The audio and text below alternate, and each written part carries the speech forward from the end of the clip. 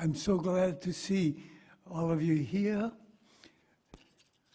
How thrilled we are to welcome Bhikshu Kusala to Decker Hall. He spoke to us in the beginning of the year and now in the middle of the year. His insight into human life in Buddhism is so helpful that we're trying to have him speak to us twice a year. Now, Kusala Bhikshu is a senior monk at the International Buddhist Meditation Center, a monastery in Koreatown. And Kusala Bhikshu has been volunteer Buddhist chaplain at UCLA for many years. He's taught juvenile hall for many years. He knows how to speak difficult language to the smart people and simple language to the junior high kids. He's taught Zen meditations in prison for many years. He has served as ride-along chaplain for a police department for many years. Now, Buddhism worldwide has a celibate priesthood like Roman Catholics. Japan is the only exception. Buddhism in Japan has a married priesthood. Japan colonized Korea from 1910 to 1945. So a small group of Korean clergy adopted married priesthood from Japan. But besides that small group in Korea and all of Japan, the rest, worldwide Buddhism, is a celibate priesthood. Bhikshu Kusala is Buddhism in Vietnam, is a Theravada monk, and therefore a celibate monk for which all of us men bow down to him. This morning, he drove all the way from Koreatown to be with us. Let us give him a warm welcome to Pilgrim Place.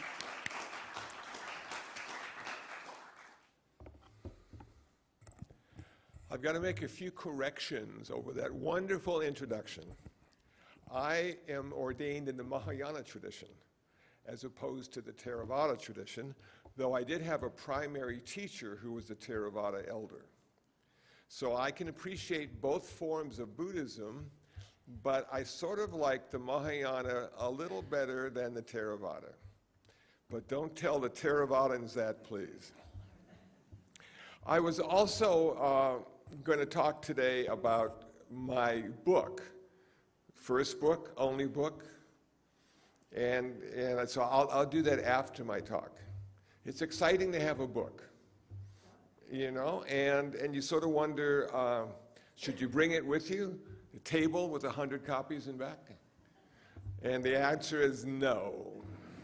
We have Amazon.com. So I'm going to talk about giving meaning to our experience as human beings. And this is found in the Theravada tradition. And it's called the 5 niyamas, the 5 reasons stuff happens. And when I found this model, I thought, this is so cool, because it sort of just brings everything into perspective without having to read 4,000 books on why stuff happens, you know? So lately we've had a lot of storms, you know, tornadoes in the Midwest, hurricanes on the coast.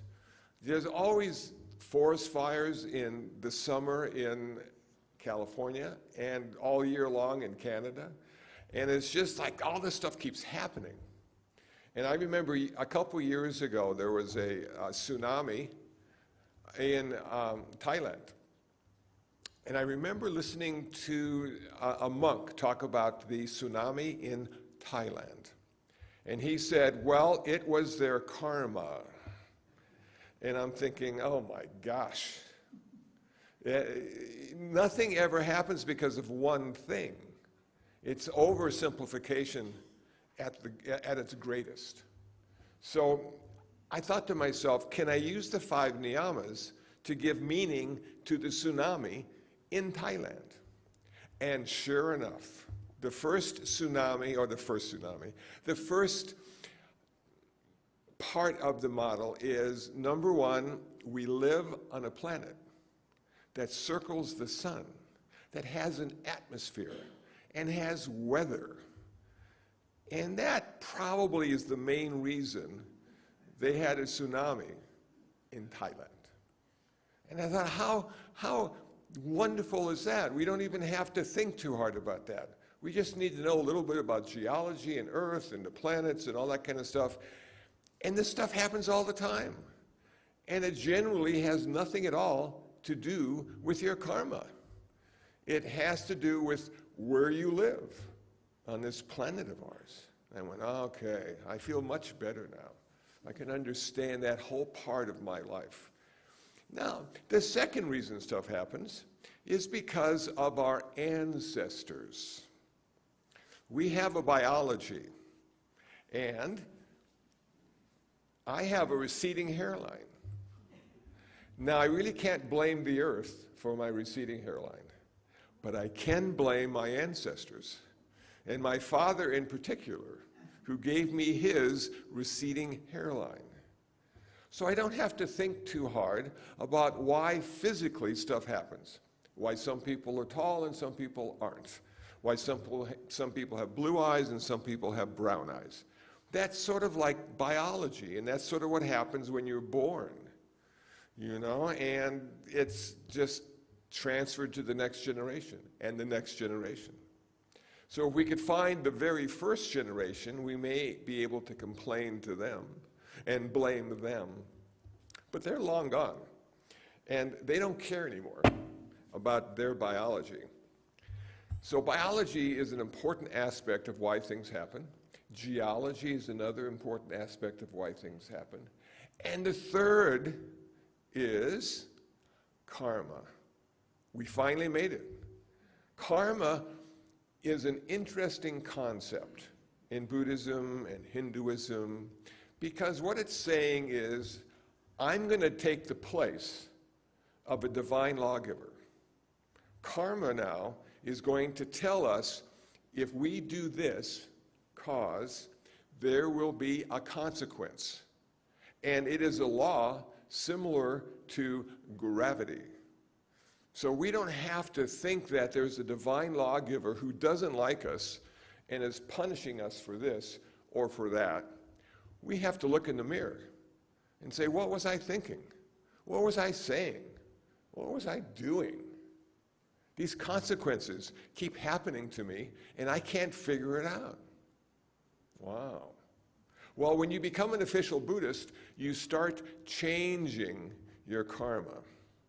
You take something called the 5 precepts, and I'll briefly talk about those, as a way of making your karma good karma and the consequences pleasant. Number 1, I will take the training precept, and I love the way they say it. It's a training precept. You're not there yet. You got to work on it. It'll come eventually, but it takes practice. The first one is, I will not take life. I will practice not to take life. Wow. Some people think that's really difficult, because it's so easy to solve a problem by taking a life here or there. True story. A few days ago, I noticed something in my room that wasn't there before. And it was a little mouse. Had somehow gone to the 2nd floor of the meditation center and found its way into my room. I had a dilemma: how to get rid of the mouse and not take a life. So where did I go? I went to Amazon.com and found a trap, a non-kill mousetrap.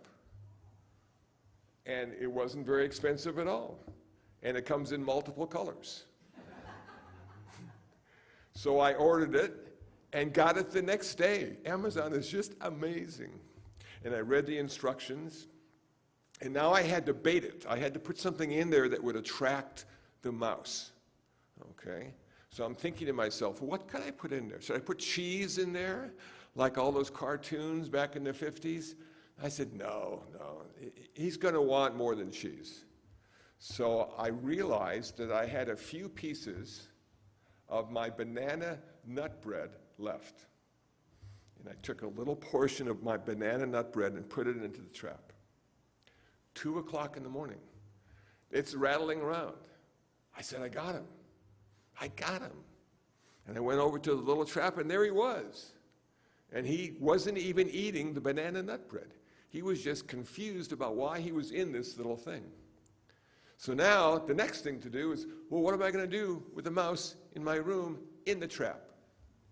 I took him outside. And in the backyard of the Zendo, we have a pond. And we also have a bird feeder, and there's bird seed all over the place, because those birds are pretty messy when they're eating their bird seed.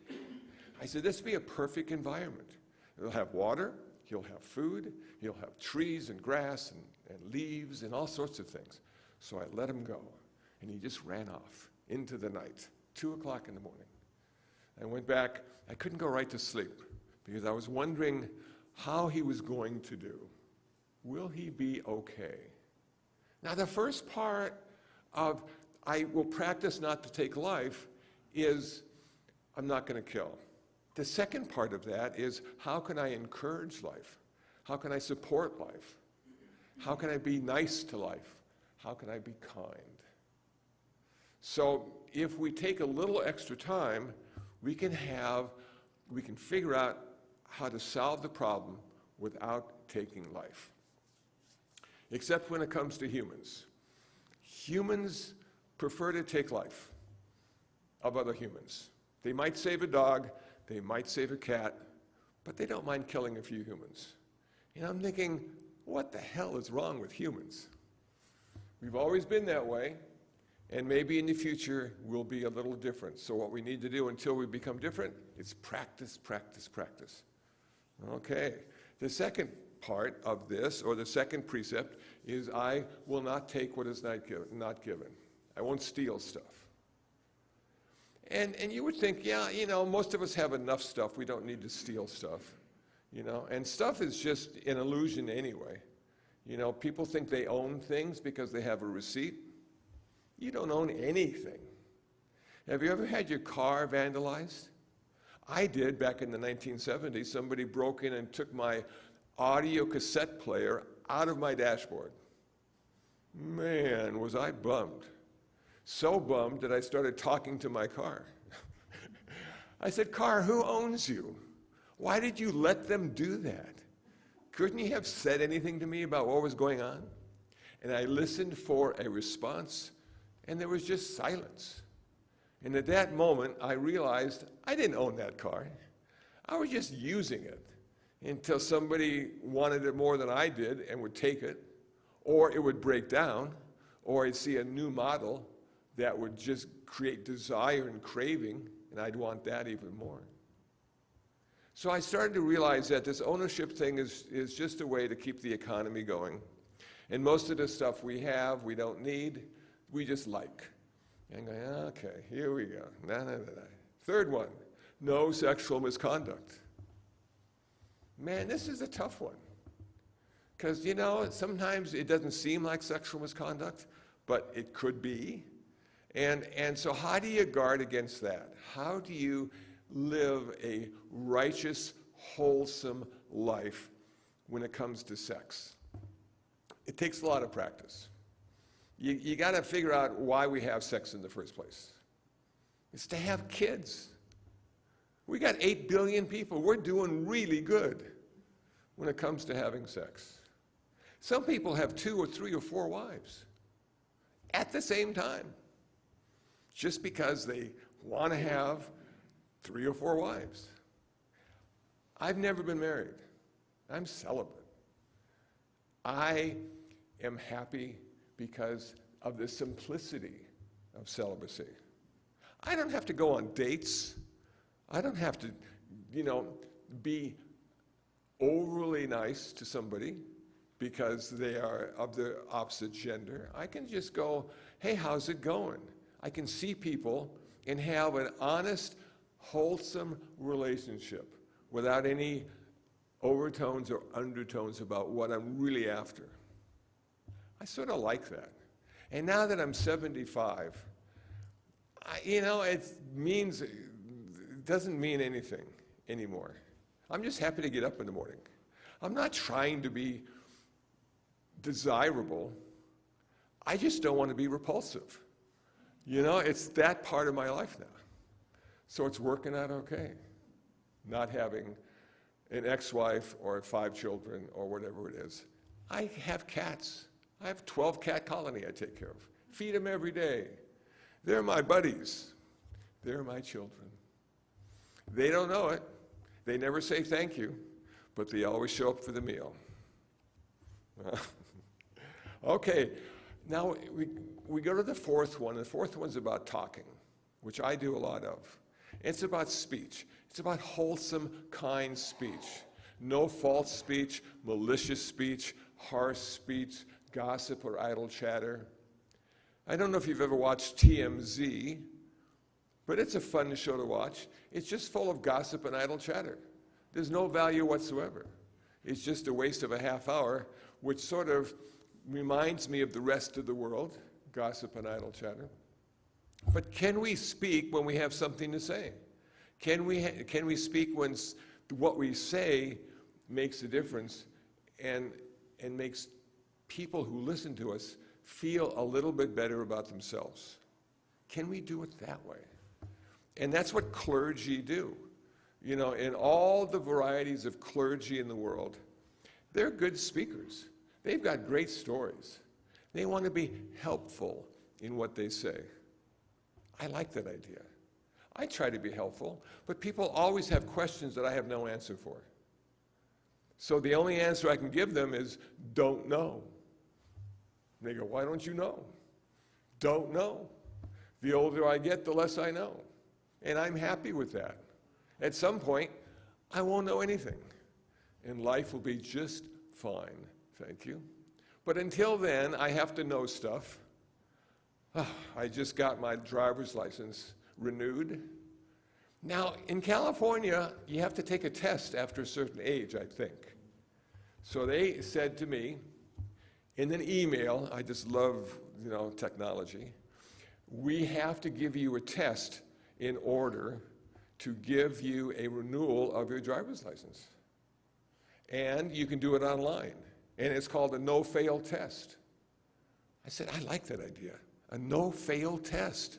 How does that work? Well, I went online, and they give you multiple choices, and you did this. And if you miss one, if you get it wrong, they let you do it again. And if you get that wrong, you get to do it again. And out of 3 answers, you figure one of the 3 will be the right answer. And when you get the right answer, the test says, congratulations, you got the right answer. It really makes you feel good. So I passed the no-fail test and went down to the DMV of my choice, which was in Culver City. And I had all the paperwork from my test, and I had a number, and I had all that kind of stuff. And I walk up, and they say, what's your name? And da, da, da, da. And I said, we don't need it. We know who you are. I said, really? You know who I am? They knew everything about me. Sit over there and wait. So I had to get my eyes checked, had to get a picture taken. And I'm always a little apprehensive because I never look like I think I do. And so the woman behind the counter took the picture. And I said, how is it? How does it look? She said, it's perfect. Well, I got the license in the mail. It's not perfect, but it's not terrible either. It's just sort of an average picture, which I guess is good enough for a driver's license, So knowing stuff is important because we have a lot of stuff we got to do. But you know what? Knowing everything is not important because we never will. And sometimes we just have to let it go and concentrate on something else, like feeding cats, watching your breaths, doing the important stuff. Number 5, Don't get high. Don't get high. Why would we have a precept that says, don't get high? The reason is because every time you get high, it steals your wisdom. You do say and think dumb things, and there's always that consequence because of karma. And you go, wow, okay. Now, I understand, I was watching the news this morning that in San Francisco, they were buying alcohol for people that drink a lot. The city is buying alcohol. I'm thinking, man, is that what it's come to? The city's buying alcohol? And then I thought to myself, you know, all the drugs, all the alcohol. In the 1960s, we would have said, they're trying to control us. They don't want us to be free. They want us to be captive to our addictions. I'm going, you know what? There may be some truth to that. I don't know. Is it easier to manipulate people when they're high and push them around and give them false information that they will believe because they're high? I don't know. But in Buddhism, we work so hard on getting the wisdom necessary to become enlightened, and every time we get high, we lose a little bit of that, or it prevents us from getting enlightened anytime soon, because now we got other stuff to think about. So those 5 precepts, that's a way of dealing with your karma. That's a way of understanding there's a cause and consequence.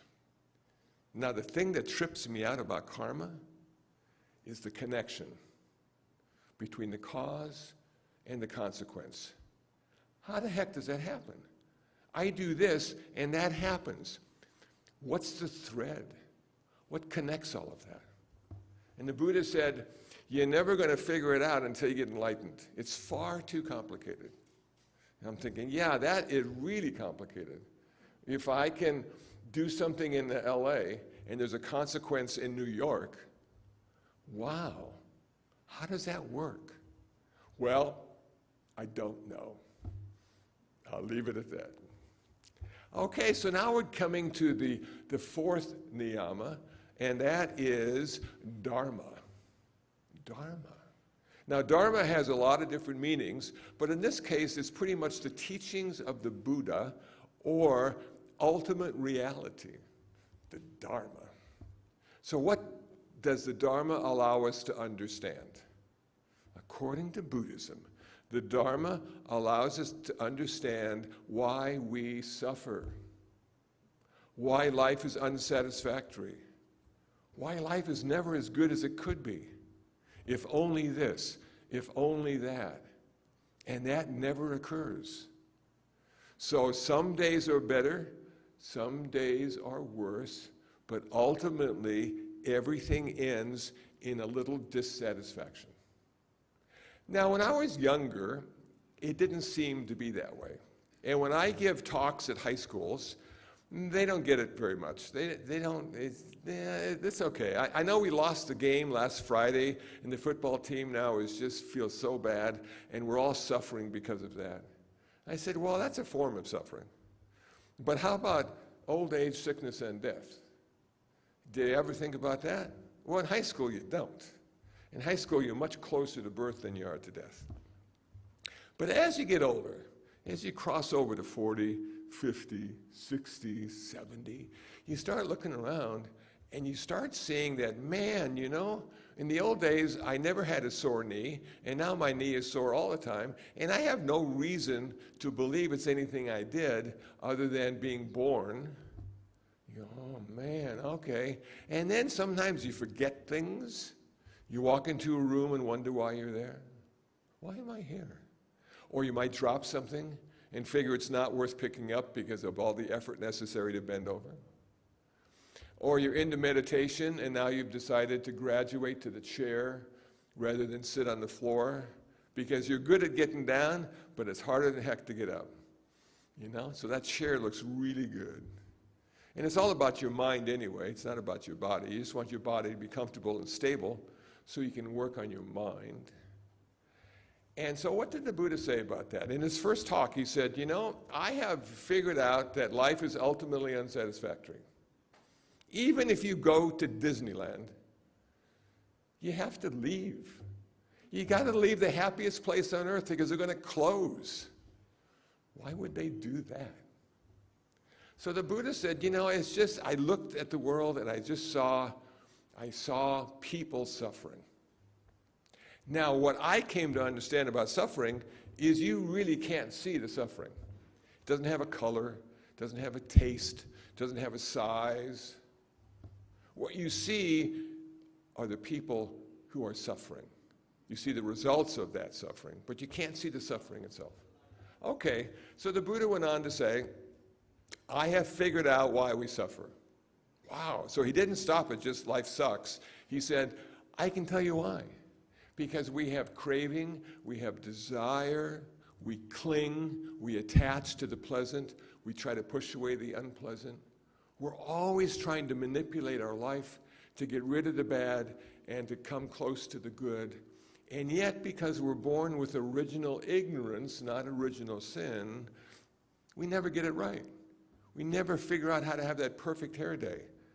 I figured it out, but it's not easy to have a perfect hair day. And if you do, you got to factor in impermanence.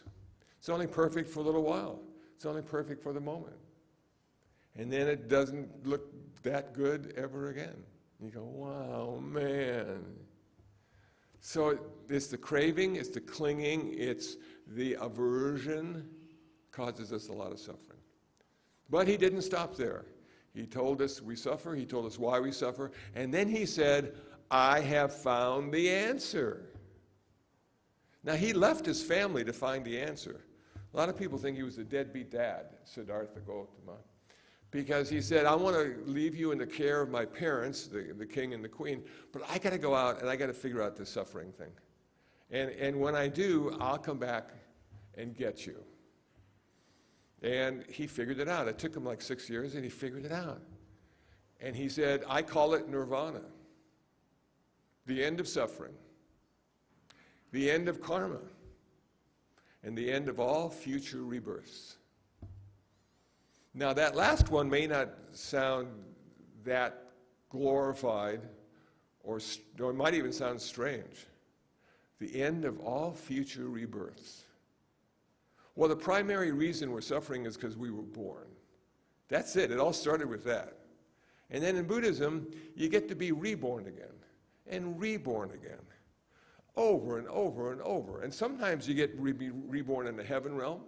We have 33 of those. Hell realm, we got 33 of those. We got the human realm. We got the animal realm. We got all sorts of places to be reborn until we achieve nirvana. And that will be the end of our rebirth and the end of all future suffering. But then you might ask yourself, well, what's being reborn? Do you guys have a soul? No, we don't. And that really bums a lot of people out. How can you not have a soul? And I say, well, if you want one, it's okay. You can have a soul. But Buddhism says you probably don't have a soul. There's probably nothing that stands independent from the process known as you. It's always evolving and changing and morphing into something else, but there's nothing that stands apart from that. So in 2024, we don't say you don't have a soul. What we say in 2024 is you are not the self. So the soul has now morphed into self. And we don't say there isn't a self, because there is a self. Back in the 70s and 80s, there was, you don't have a self. Well, I knew something was there, but I couldn't really tell you what it was. But then to not be the self and have one, there's a certain freedom that comes from that understanding that you don't have to be the self.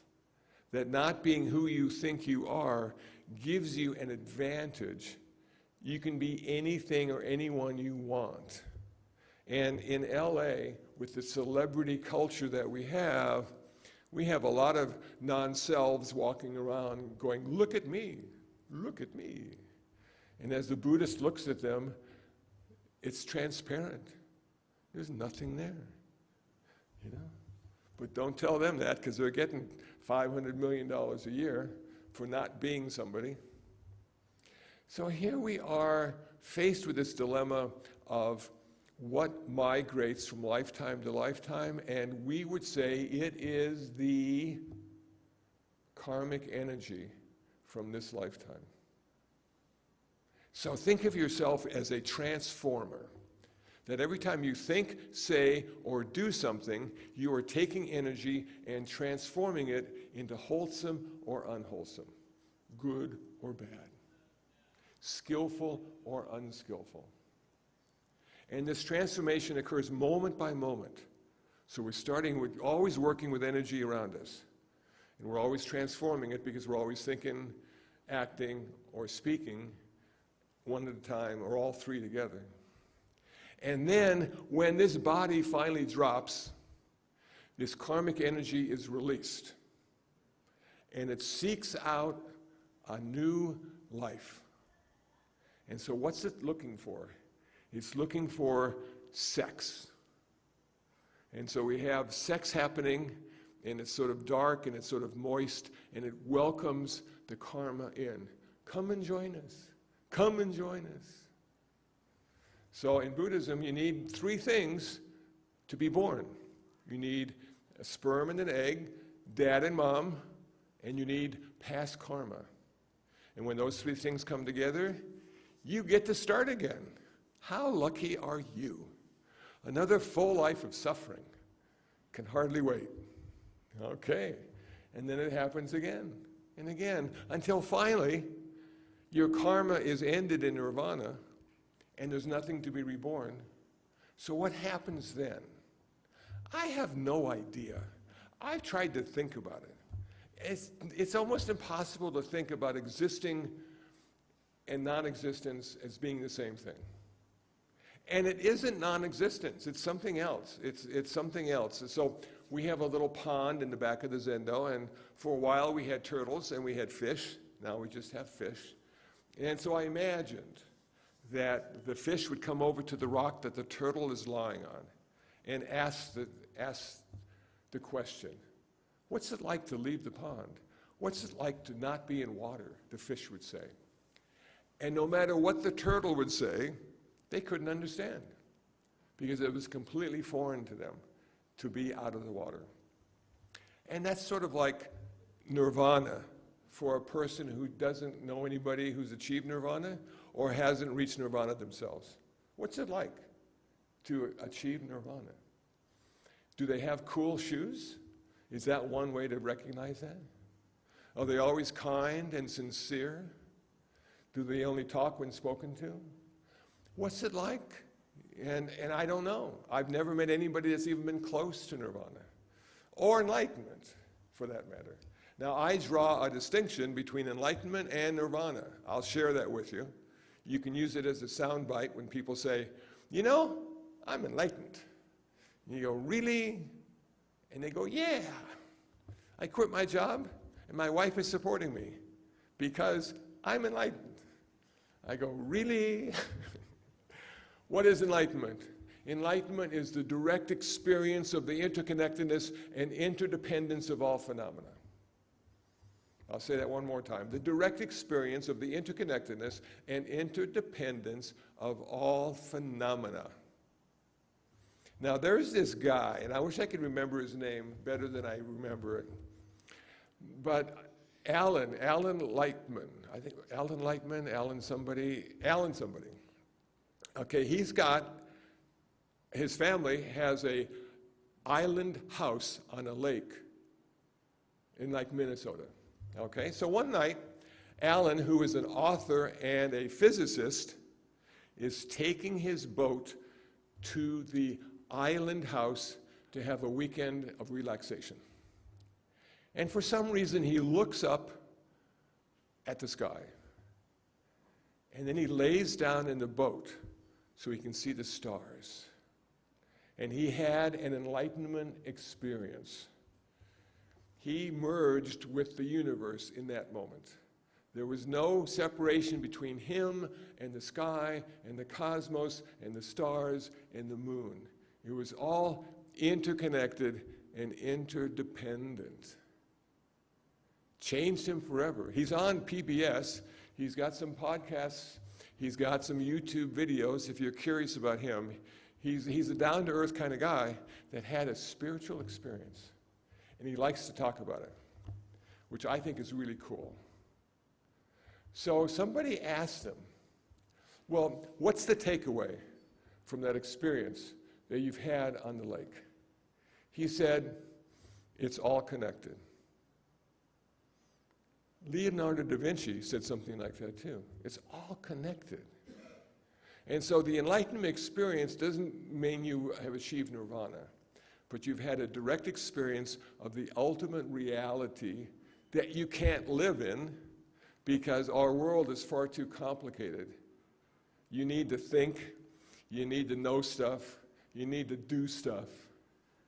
But to have that experience, even momentarily, for a few minutes or maybe even longer, it will change the way you look at the world. So there may be a lot of enlightened people walking around who thought they had the flu, and that experience didn't register as being spiritual. It was a physical problem they had.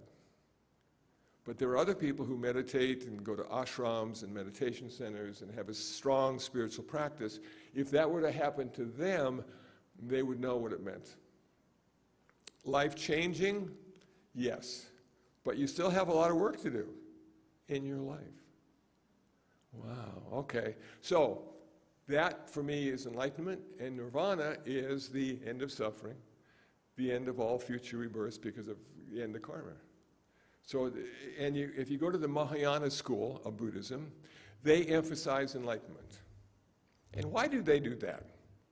I think they do that because they have chosen the path of the Bodhisattva, one who helps all sentient beings end their suffering.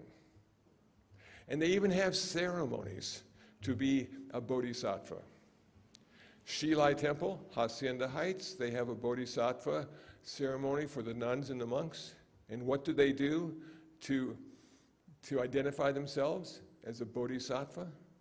They burn cone incense on their head.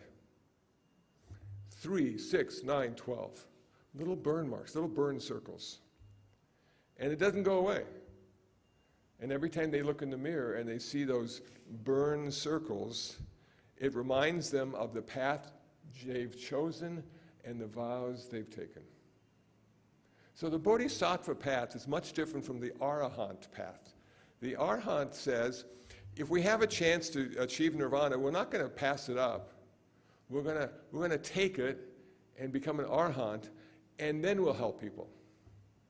And the Bodhisattva says, well, before we become an Arahant, before we achieve nirvana, we're going to help people. Now, how long is it going to take to save all sentient beings from suffering? Forever. You never finish.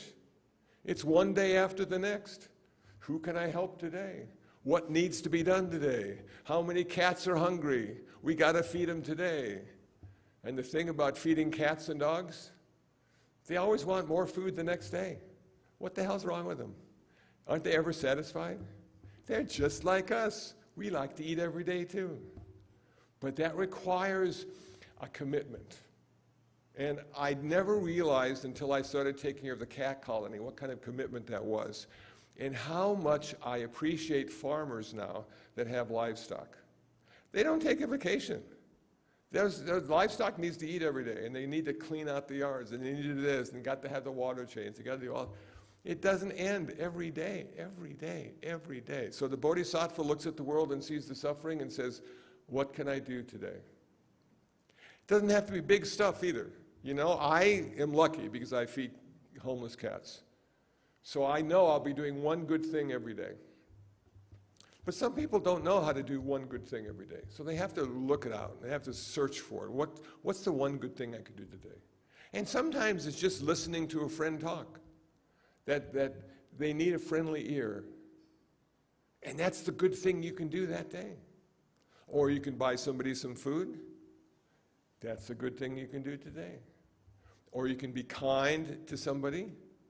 If you're in line at Vaughn's and the guy behind you has one thing, let him go in front. Mark that up as your kindness for today. You know?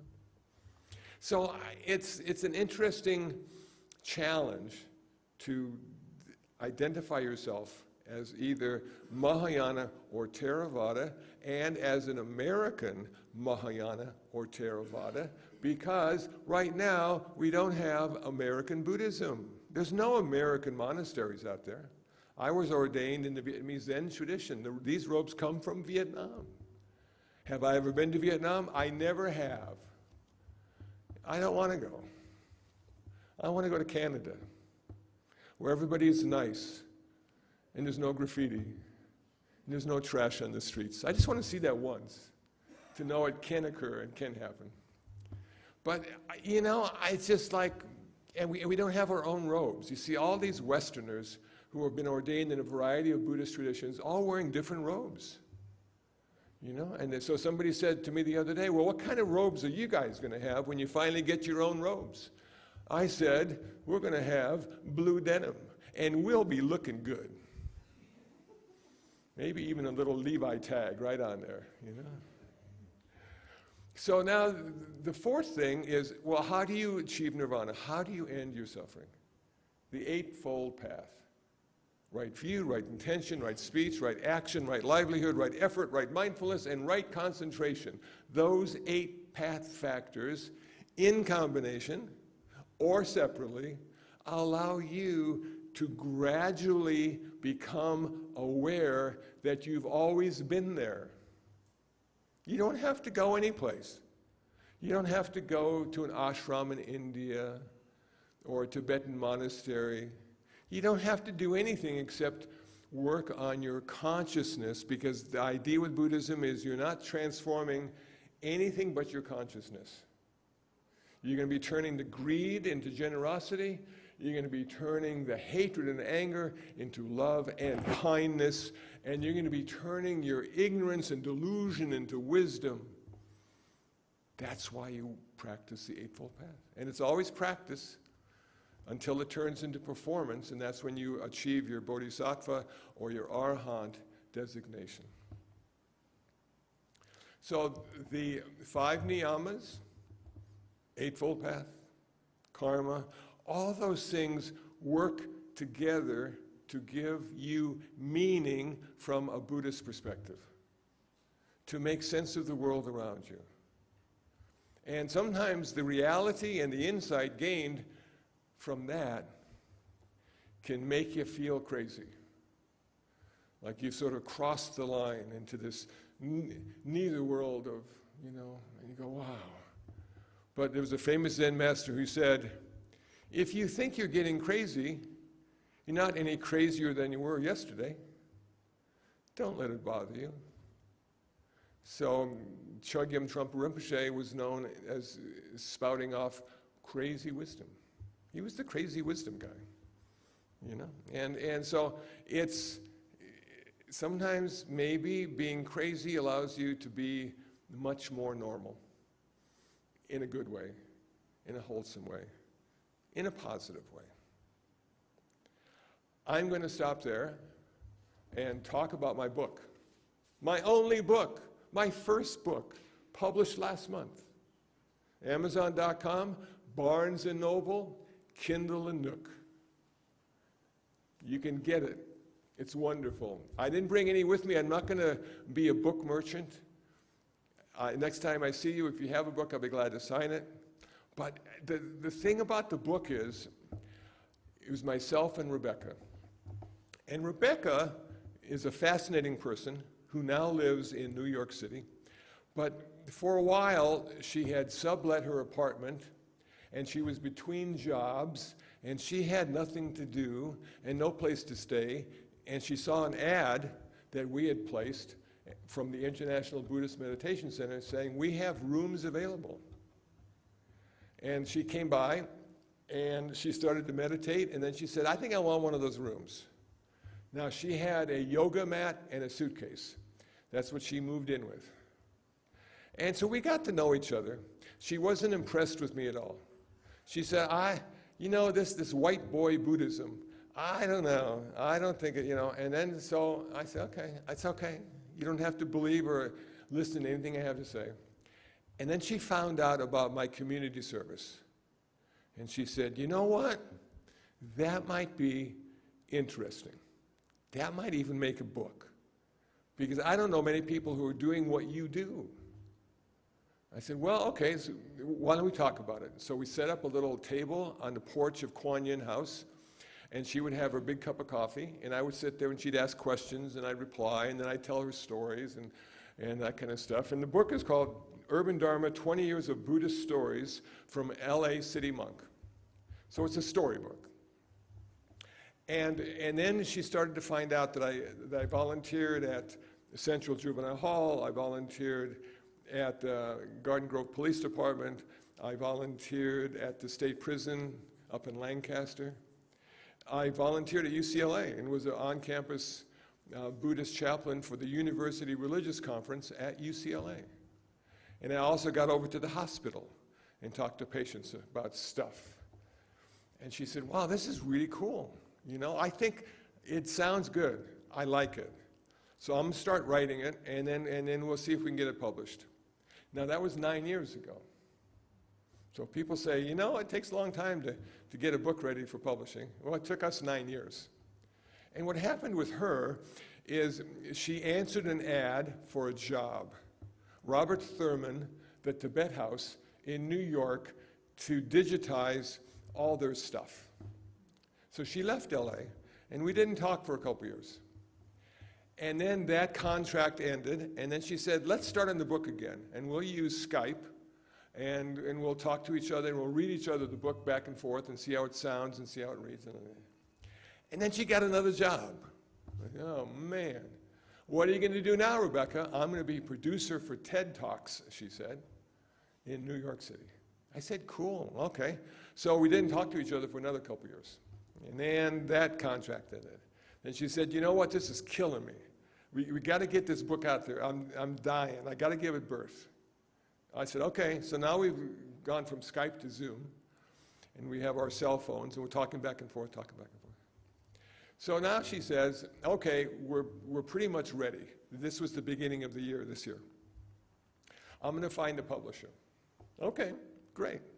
So she shopped it around. Nobody was interested. How could that be? Why would nobody be interested in a Buddhist book? I don't know. But Zen and the Art of Motorcycle Maintenance, they shopped it around 20, 25 times before somebody finally saw the value of that. So I didn't feel bad. She said, I'm going to start an LLC, and I'm going to publish the book. I go, whoa, how cool is that? So she chose Black Boat Media as the company name. Don't ask me why. And she said, we're gonna publish the book on 4/24/24. And I'm thinking, are you studying astrology now? Why did you pick that? She said, I just liked the way it sounded. 4/24/24. Easy to remember. I said, okay. So she popped it up on Amazon and popped it up on Barnes & Noble. I said, why do we want Barnes & Nobles? She said, because not everybody likes Amazon. It's the big daddy. Sometimes they like the little guy instead. I said, okay, well, that sounds good. Better to have two than none. So we have it up there.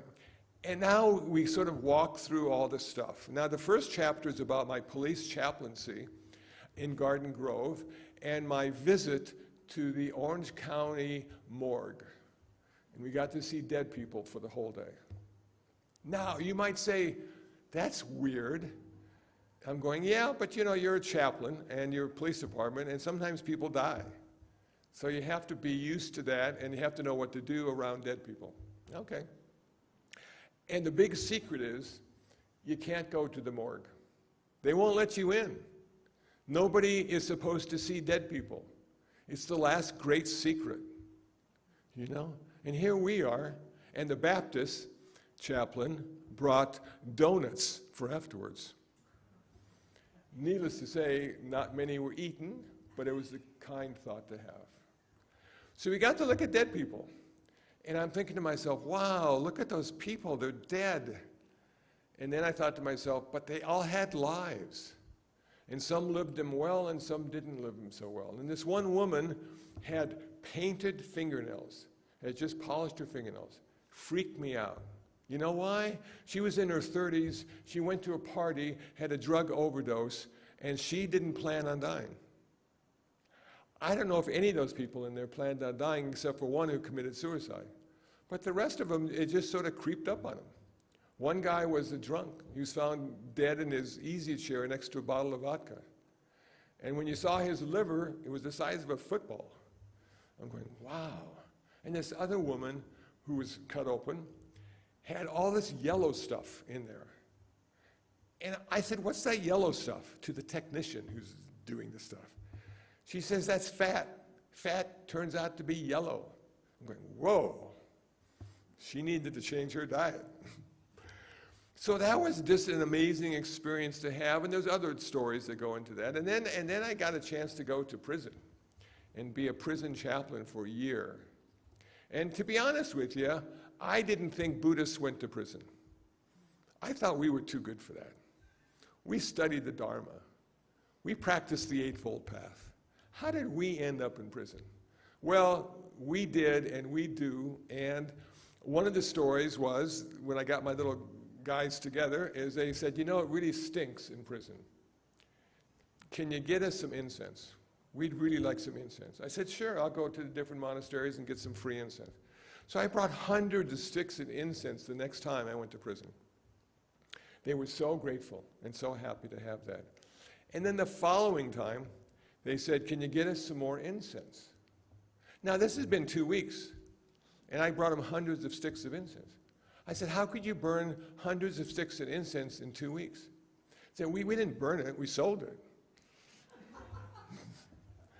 I'm thinking, I'm the supplier now, you know. Man. So then juvenile hall, and juvenile hall was interesting because after being in prison for a year and then to juvenile hall, these kids, these young people had a choice and a chance to have a better life.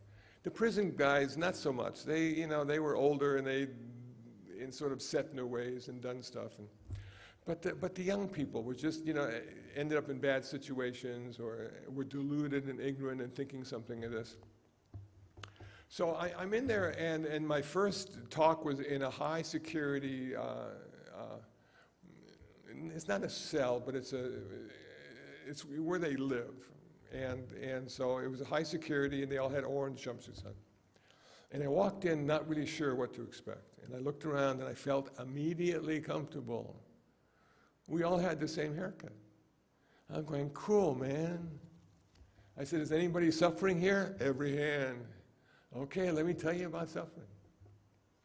Then I got to give some talks in the school system at juvenile hall. You know, the kids, when they go to juvenile hall, they still have to go to school. You can't get out of going to school. I hated school. But even in juvenile hall, you have to go to school. So I walked into the classroom, going to give a presentation on Buddhism. And the woman comes up to me, and she was elderly and concerned. Her face was concerned. She said, as she pulled me aside, she said, you know, this is a classroom, and you can't talk about God in the classroom. And I said, no problem. And she smiled. And during the whole time, I never talked about God once. She was very impressed. So, you know, you get that stuff. And then I went to UCLA, and how I got in there was Venerable Piyananda from Dharma Vijaya Buddhist Vihara, easy for me to say, said, you know, I have a woman named Heidi Singh, and she's been the chaplain at UCLA, and she's married and has kids, and her life is too complicated. She can't do it any longer. Would you be willing to be the chaplain for the University Religious Conference at UCLA? I said, sure, I'd be glad to. You know, and I was there like 12 years and learned a whole lot of stuff about everything. And one of those years, I was president of the University Religious Conference at UCLA. I'm president, you know, which means you just do more stuff. There's no recognition. There's no certificates of value, you know, yeah, okay. So I'm there, and we started a Buddhist club on campus. And then they found, and we had that in the Catholic Center. Catholics were very nice to us. And then the hospital found out that I was there and asked if I'd come and talk to the new chaplains in the UCLA hospital on Buddhist patient care and end-of-life issues. And I said, sure, I'd be glad to. You know, so I had to, you know, sort of find out what to say and how to say it, and gave the chaplains, you know, talk and And each time I did my volunteer work, I did it for free. I didn't get any money for this. You know, it was a way of practicing kindness, but it was also a way of educating myself of all the different aspects that I found myself in. Most of them you had to be invited to be there. You know, you just couldn't knock on the door and say, I want to go see the prison. They wouldn't let you in. But I got the chance to see all these places and have some wonderful stories and meet some great people and learn a lot about myself in a variety of situations. So that's what Rebecca saw. She said, these are the stories that need to be told, that anybody can practice kindness. And they don't have to do it the way you did, they just have to do it. So the book is about kindness. The book is about finding yourself in a variety of situations and using the Dharma as a reference point. How can I make the situation better? How can I make the people a little more comfortable? And so all this stuff now, I don't do anymore. Why is that, Dixon? Because I'm old, man. You know, it was really fun in my 50s and 60s. Those are 2 decades that I just had. There was so much, I did so much. But now in my 70s, you know, I'm on Facebook.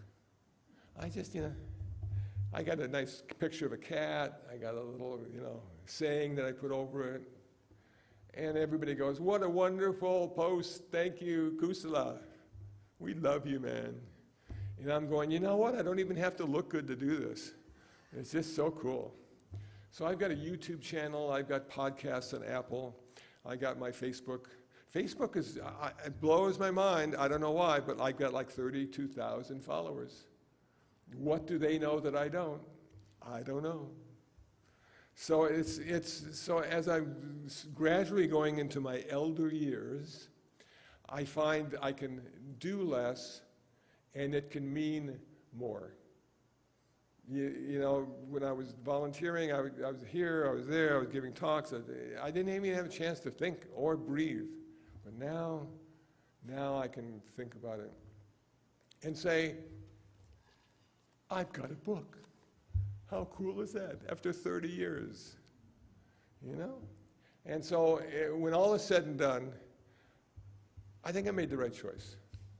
I look back on my life and I feel comfortable that this was really an avenue that I needed to take, and it's paid off tenfold. Not in money, you're not going to get rich being a monk, but you'll have a lot of nice thoughts about all the people you've come in contact with. Does anybody have any questions? Yes, sir. I went to university in the 60s, Okay. and some images are burned into my consciousness. One of them is of a monk, Vietnamese monk, setting himself on fire to protest the Vietnamese War. So a few questions about that. Okay. One, was it suicide? If it was suicide, does Buddhism justify suicide? And third, does Buddhism have a political point of view? The monk that burned himself, his name was Thich Quang Duc. Now, Thich Quang Duc is the name of one of the houses at the Buddhist meditation center where I live, because the founder of the meditation center was Vietnamese. And his father burned himself too. So that went on. Now you have to say, well, is it suicide? Yes, it is. And will there be a consequence even though you did it for a good reason? Yes, there will be. See, karma, it's wrong, unskillful to take a life, even your own life. So he was willing to do that and accept the consequences because he felt so strongly about the war and the government in Vietnam at that time.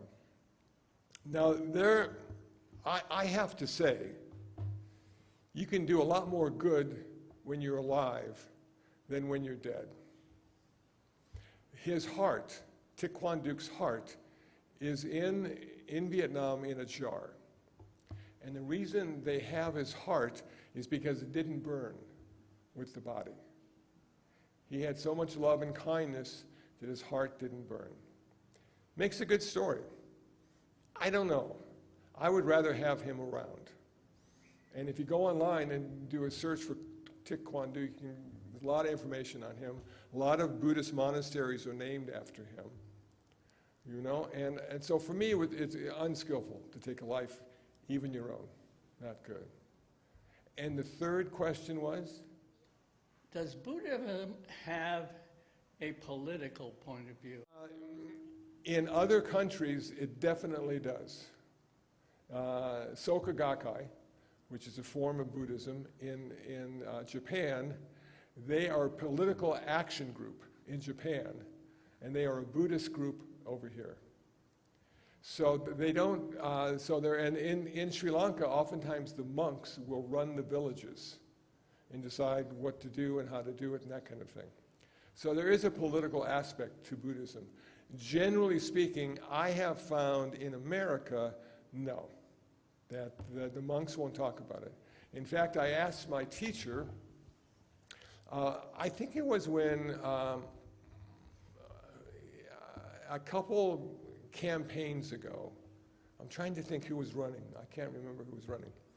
But the question I had to my teacher was, is it okay not to like somebody who's running for president? And he said, no, it's not. He said, if they come to the meditation center, you have to offer them tea. Even the other guy, you have to offer him tea. So I said, okay, you have to treat them equally, and you have to treat them with kindness. You can't share your political view. So, do I share my political view on Facebook? Never. Man. It's, you know, there's plenty of people doing it. I don't need to do it. I share my religious view on Facebook.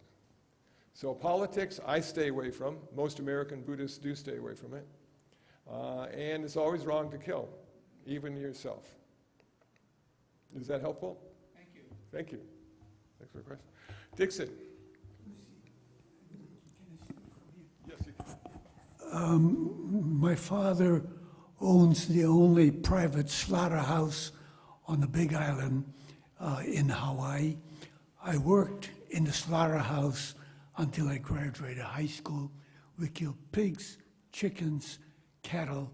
I shot the cattle right here with a .22 caliber rifle. Must kill over 100. Is there any hope for me? I'm a professional killer. Yes, okay. There is hope for you because you're Baptist. And God will forgive you. But karma won't.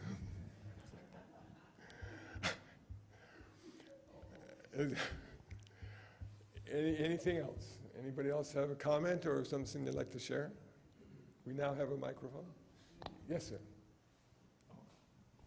It seems like when one starts out, you feel like the way to start out doing kindness, but how to keep that from being selfishly motivated? Because if I do something huge, I'm going to gain something out of this. Yeah. Good question. So how do you keep kindness from being selfish? And it's a tough one because you figure, I'm going to do something really good and I'll get karma. I'll get some good karma for it. I'll get some good results for it. Well, I started out doing selfless kindness. And what I would do is I would leave change behind in a vending machine. So it was 10 cents, it was a quarter, it was 35 cents. And I wouldn't know who was going to get it or what they would do with it. So I left it behind in a selfless way. And it's possible. When I feed the cats, it's definitely selfless. They just want the food, and when they're through eating, they just walk away. There's no nod of the head. Thanks, Kusala. You're a good guy. And that allows you then to see that the reward is in the action. It's not in the results. And some people say, well, should I give money to people who take drugs? And I say, well, you know, if you really want to be kind, you should give them the money with no attachment, no strings attached. And they will do what they will do with the money you give them. If you don't want to give them money, give them a McDonald's gift certificate that they have to spend it the way you want them to spend it. But that's selfless again, too, or selfish. So it's a difficult practice, kindness. And it's hard to know when you're being selfless and when you're being selfish. Those two things enter into everything you do. Thanks for the question. That's good. I have a question here on this side. Oh. What element in Buddhism nurtures questions about structures? For example, whether I should feel good about ordering from Amazon because it's so helpful and good and fast, and yet perhaps is creating menial jobs and perhaps paying too little. What in Buddhism would nurture questions about that kind of thing related to structures, or even, I had another one, but I forgot it, but structures. Yeah, I think I understand what you're saying. It sounds very 60s to me. I don't think Buddhism really addresses that. I don't think it says, you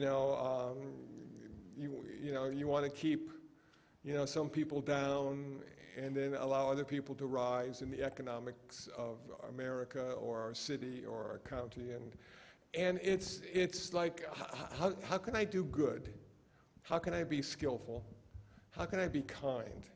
And not so much worry about the results, but worry about the process. And you have no control over the results. Nothing. That's the thing that just astonishes me, is our cats live in the backyard. And we have a fence, but the fence they can walk through, and then there's an alley. And I have to live with the fact that they might walk into that alley and get killed. And there's nothing I can do about it. And it just breaks my heart sometimes. And yet, that's how life is structured. Generally speaking, we have little or no control over other people and little control of ourselves. So we need to sort of I think, come from the heart rather than the intellect and decide what needs to be done and let the chips fall where they may.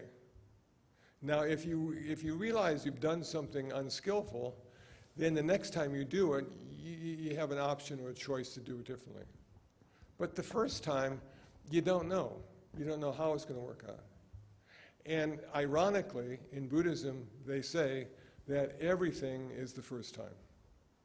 You've never done anything before until you reach this particular moment. And this is the first time you've been who you are in this moment, and the first time you're going to say what you're going to say and do what you're going to do. Very first time. And rather than being scary, I think it's exciting. It's nice to know we have a few first times left and haven't just lived everything already. And how boring would that be? That we can choose from past experiences, but those were different experiences, but they might give us a reference point in making a choice in this particular moment. So I one time said, compassion changes the world, kindness changes the moment. And so that's where the kindness comes in. How can I make the moment better for everybody or everything? That might not be the answer you wanted, but that's the one that came out of my head. Thank you. All set. Thank you very much. Thank you. Thank you very much.